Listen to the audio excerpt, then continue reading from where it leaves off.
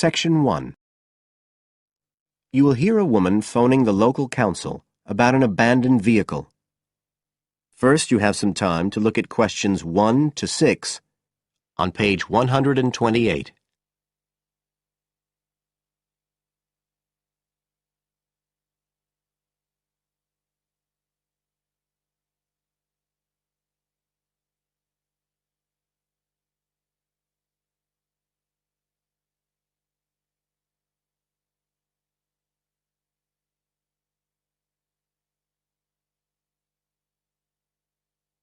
You will see that there is an example which has been done for you. On this occasion only, the conversation relating to this will be played first.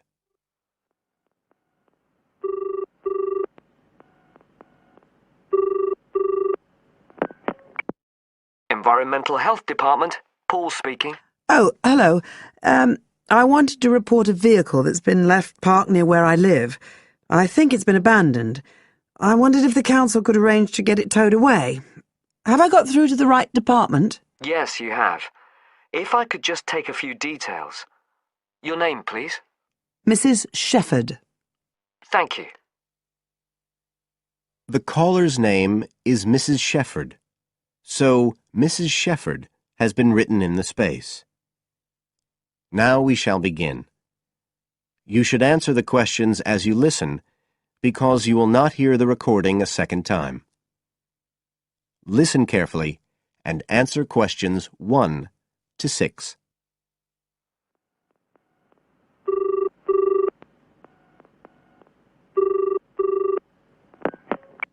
Environmental Health Department, Paul speaking. Oh, hello. I wanted to report a vehicle that's been left parked near where I live. I think it's been abandoned.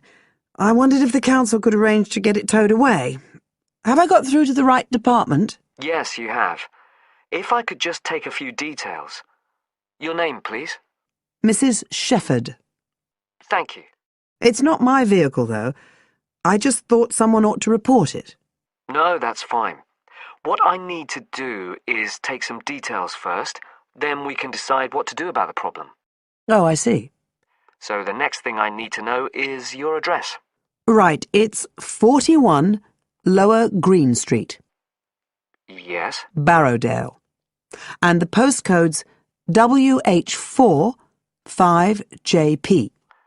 Fine. And if I could just ask for a telephone number. It's 01778 552387. I'm out quite a lot, but you can just leave a message on the answer phone if you need to.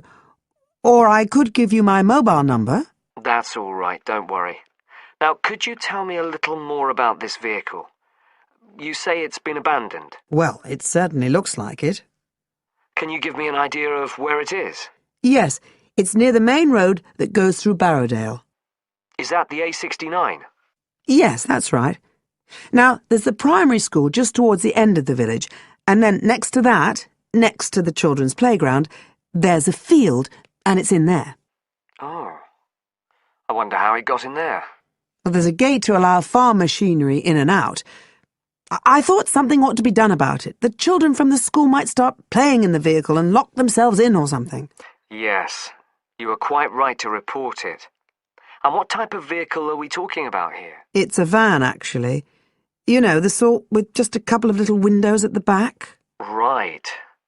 You don't happen to know the make and model, do you? Oh, yes. I went and had a look and got all the details.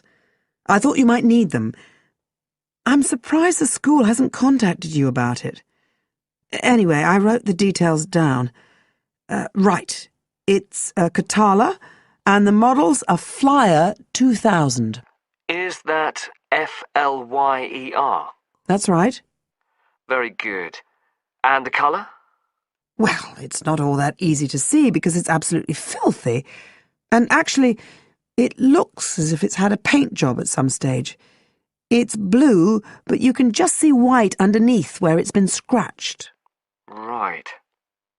Well, I'll just make a note of the present colour, and if you could just tell me the vehicle number. Did you make a note of that?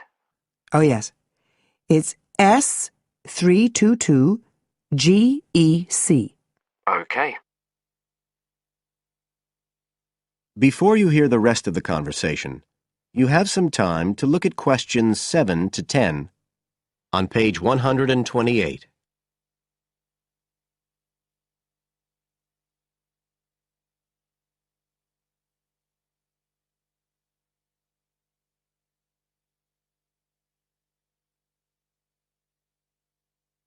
Now listen and answer questions 7 to 10. And it sounds as if the general condition of the vehicle isn't too good, from what you say. No, it's pretty poor. It wouldn't be drivable. It's got a flat tire and there's a crack in the windscreen. I reckon someone just wanted to get rid of it. That's usually the way. It's been there for nearly a week. No, it must be 8 days. I remember it was a Sunday morning when I noticed it. It wasn't there the day before. I walk past it most days on the way to the shops. I'd have thought the school would have reported it. Does the field actually belong to the school? No, it's part of Hill Farm Estate. Right. I'll just make a note of that. And I don't suppose you have any information about who might own the vehicle? No, I've no idea. So what will you do now? Well, we'll come and have a look and see if we can trace the owner. And if we can't, the vehicle will be removed as rapidly as the law permits. It could be anything up to 20 days. One thing I should say, I'm quite sure this doesn't belong to anyone round here. I'd definitely recognise it if it was from someone who lived here. So you don't think it was anyone local? Right. I'd say at a guess we're looking at a stolen vehicle here. I did wonder if it might have been. You hear such a lot about car thieves nowadays. Well, we certainly will be looking into that possibility.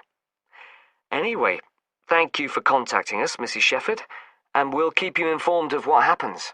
Right. Thank you very much. Goodbye. Goodbye.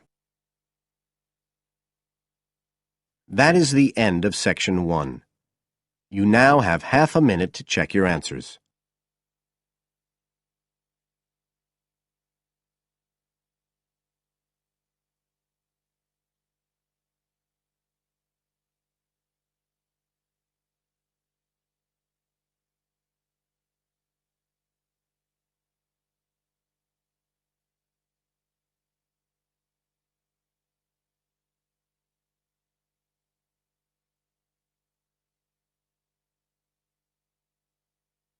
Now turn to section 2 on page 129.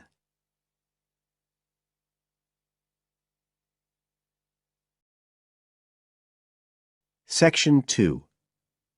You will hear a tour guide talking to a group of tourists who are visiting a historic town on the east coast of the USA. First, you have some time to look at questions 11 to 17 on page 129.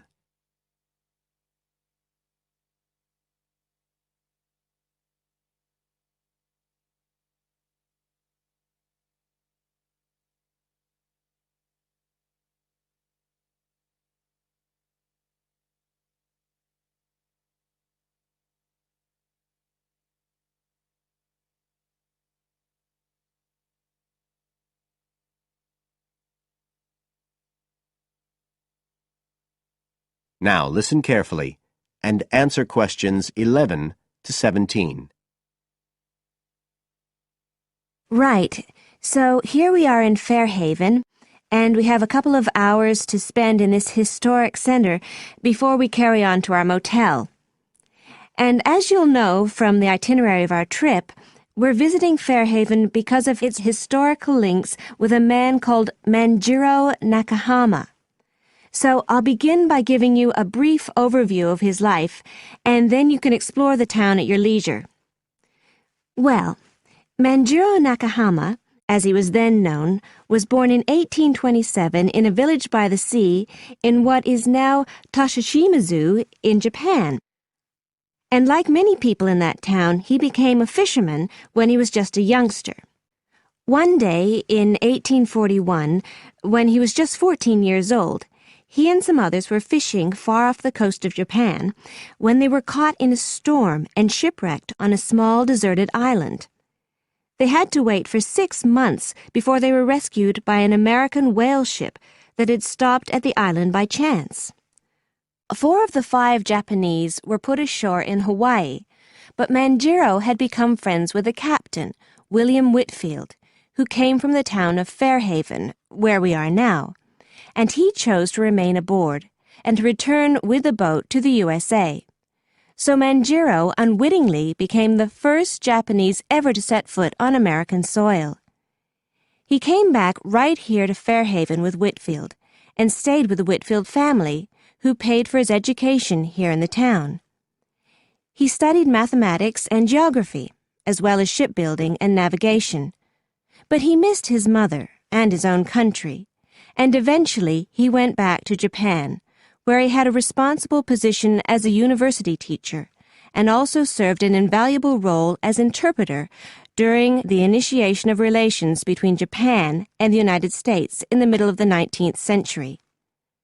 But the most interesting thing is that the links between Toshishimizu and Fairhaven have remained and grown stronger over the years, in spite of the distance between them. And in fact, the two places now have the official status of sister cities. Both places are ports, so in fact the inhabitants have a lot in common.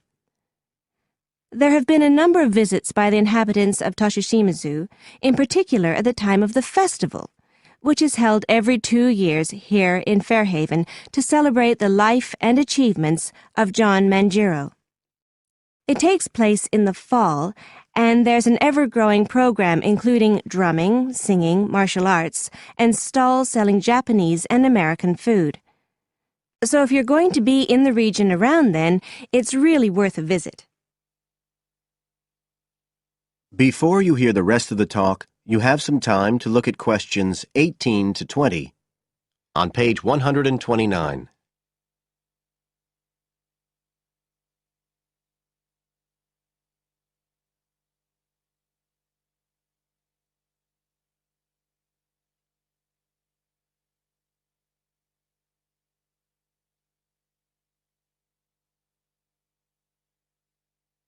Now listen and answer questions 18 to 20.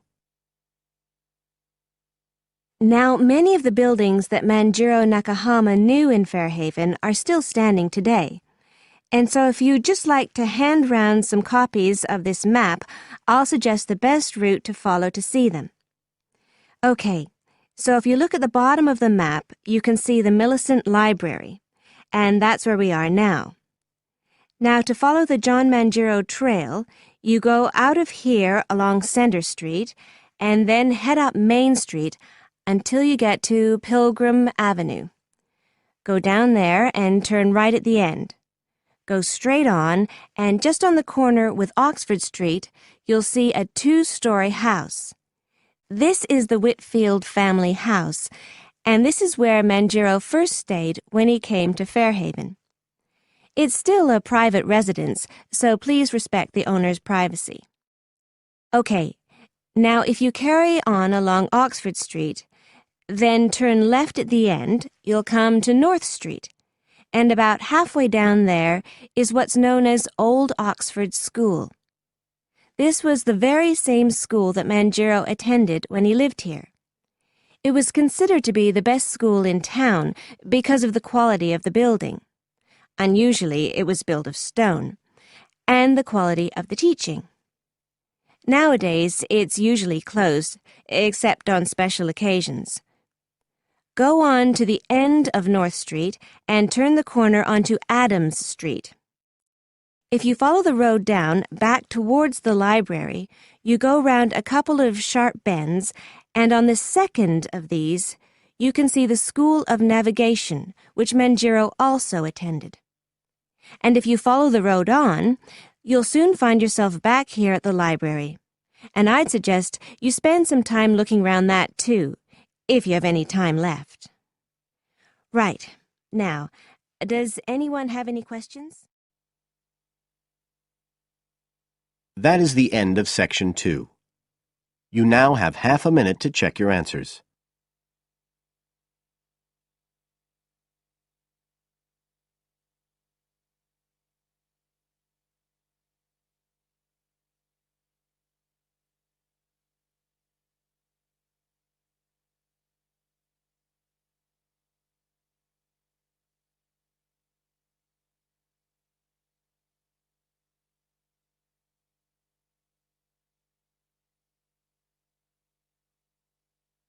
Now turn to Section 3 on page 130.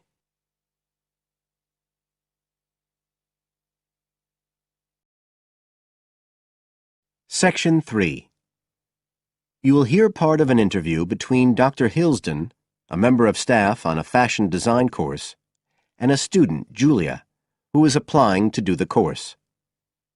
First, you have some time to look at questions 21 to 23 on page 130.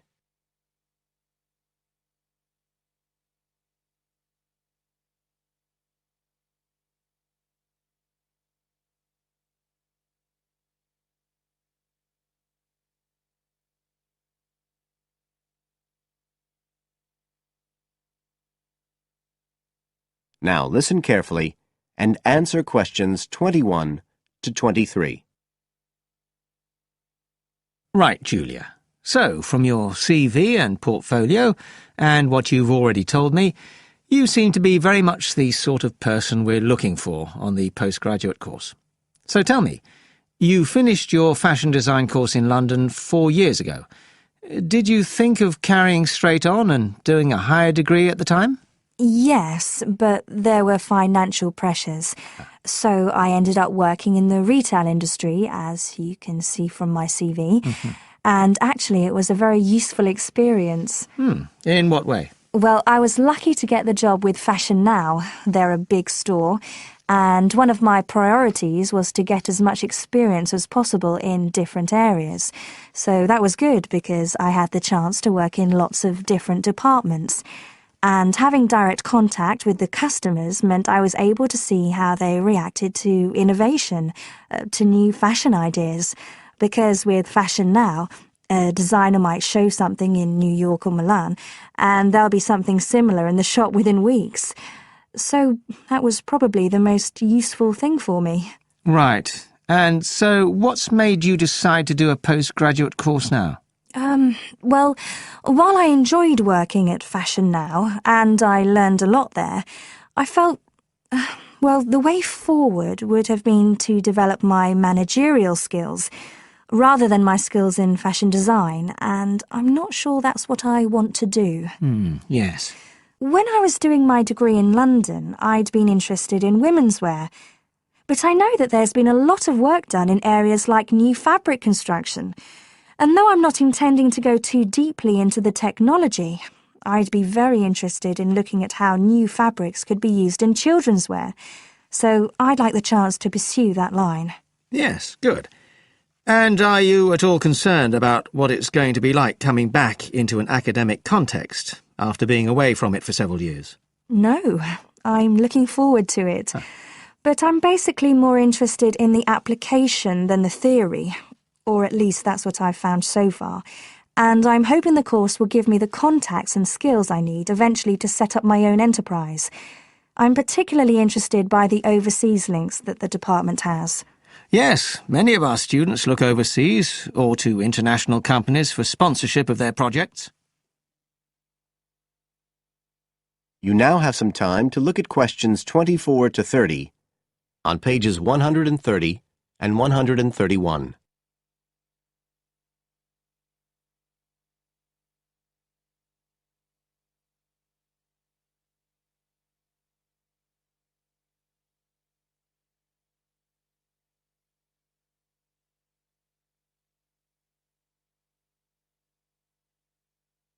Now listen and answer questions 24 to 30. And the facilities here look excellent. I just went to look at the library. It's really impressive.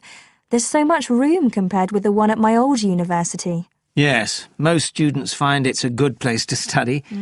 And there are link-ups to other universities, of course, and all the usual electronic sources. The staff run an information skills programme, which we recommend all postgraduates do in the first week or two. Design students find these special collections particularly useful. Yes. Then we have a separate computer centre, which has its own academic coordinator, Tim Spender. He's got a background in art design, and the ethos of the centre is that it's a studio for innovation and creativity, rather than a computer laboratory. Oh, right. I liked the study spaces where students can sit and discuss work together. Very useful for joint projects. We always had to do that sort of thing in the cafeteria when I was an undergraduate. And I read in the brochure that there's a separate resource for photography. Yes, it's called Photomedia. It's not just for photography, but things like digital imaging and new media. It's a resource for all our students, not just fashion design. And we encourage students to work there, producing work that crosses disciplinary boundaries. It's well used. In fact, it's doubled in size since it was set up 3 years ago. And we also have an offshoot from that, which is called time-based media. This is for students who want to develop their ideas in the area of the moving image or sound. That's in a new building that was specially built for it just last year. But there are plans to expand it, as the present facilities are overstretched already. Right. Now, is there anything you'd like to ask about the course itself? I know it's a combination of taught modules and a specialist project, but how does assessment fit in? Well, as you'd expect on a course of this nature, it's an ongoing process. The degree course has 4 stages, and there are what we call progress reviews at the end of each of the first 3. Then the final assessment is based on your project. You have to produce a report, which is a critical reflection on your work. And is there some sort of fashion show? There's an exhibition. The projects aren't all focused on clothes as such. Some are more experimental, so that seems more appropriate. We ask representatives of fashion companies along, and it's usually well attended. Right. And another thing I wanted to ask. That is the end of section 3. You now have half a minute to check your answers.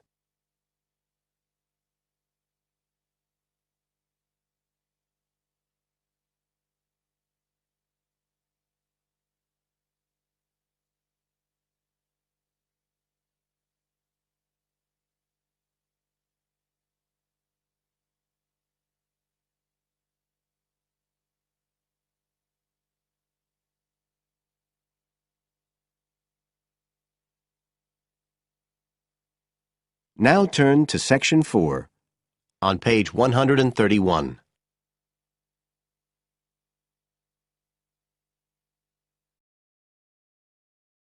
Section 4. You will hear a lecturer talking about the importance of laughter. First, you have some time to look at questions 31 to 40, on page 131.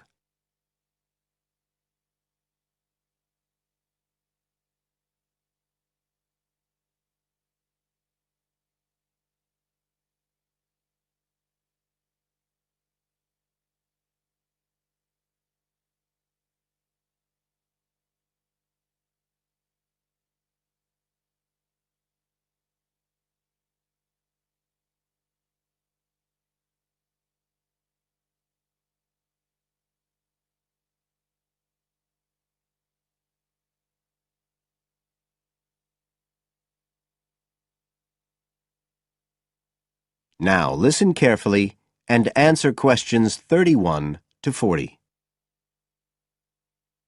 Good afternoon, everybody. And in our second talk on social psychology, I want to look at the role of laughter in our lives, something that usually gets everyone smiling from the start. So, first of all, I'll start by looking at the actual nature of laughter. Well, when someone laughs, you've got movement of the muscles of the face and the chest, and you've got sound formed when the air's forced out of the body as part of this process. So we're talking about a physical activity. But obviously, other things are involved as well, and this is where it gets more complicated. Laughing isn't something that you normally decide to do, so it's not voluntary behaviour like ordinary speech. Instead, it's regulated by our instincts, rather like the singing of a bird or the roaring of a lion. And once you start to laugh, it can be quite hard to stop. That's not always under your conscious control either. But why do we laugh? Because we find something funny, most of us would say. But in fact, it appears that laughter has little to do with jokes or funny stories. Only about 10% of laughter is caused by things like that. One suggestion is that human laughter may have originally started out as a shared response to signal relief at the passing of danger. And it's true that even these days, laughter's rarely an activity carried out by an individual on his or her own. In fact, people are 30 times more likely to laugh when they're with other people than when they're completely alone. Laughter still seems to be a kind of social signal. It occurs when people are in a group and they're comfortable with one another. And it seems likely that laughter can result in the creation of bonds between the people in the group. And it's precisely because of this social aspect of laughter that people like public speakers and politicians often try to get their audience to laugh. It encourages their listeners to trust them and to connect with them. But this kind of thing, controlling the laughter of a group that is, indicates that there's a link between laughter and power. And this is supported by several studies that indicate that bosses use humour more than their employees. And research has also shown that female listeners are likely to laugh much more if the speaker is male. So it appears that there are gender issues associated with how much we laugh. I should also point out that laughter can be used as a negative signal as well as a positive one. I think we've all probably seen evidence of a group using laughter to exclude someone, to emphasise that they are not accepted. So it's not always a positive type of behaviour either. So what all this goes to show is that laughter is a very, very complex issue.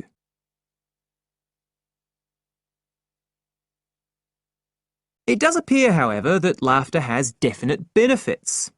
If we look first at the psychological aspects, we know that people often tend to store negative emotions such as anger, sadness and fear, rather than expressing them. And it seems that laughter provides a harmless way for the release of these emotions. But there are also clear physical effects that have been monitored too. For example, laughter is good aerobic exercise. It speeds up heart rate and respiration and raises blood pressure. One researcher suggests that 100 laughs a day is the equivalent of 10 minutes jogging. Laughter also helps prevent the stress that so many people suffer from today, which results from the faster pace of life and all that goes with it. It does this by reducing the levels of hormones in the blood which are caused by stress. And in addition, it is known to increase the levels of chemicals that protect the body from infection or pain, and so it helps to boost the immune system. One interesting study showed that people who had had surgical operations asked for fewer painkillers if they'd been viewing comic films. In fact, research has even shown that the quality of dreams can be positively affected by laughter. A good laugh 10 minutes before going to sleep can prevent you from having bad dreams and give a much more pleasant and restorative night's sleep. So there's now little argument that finding things funny and enjoying a good laugh is extremely beneficial to us all. What we need to consider now are the ways in which laughter can be used as a treatment for people who... That is the end of section 4.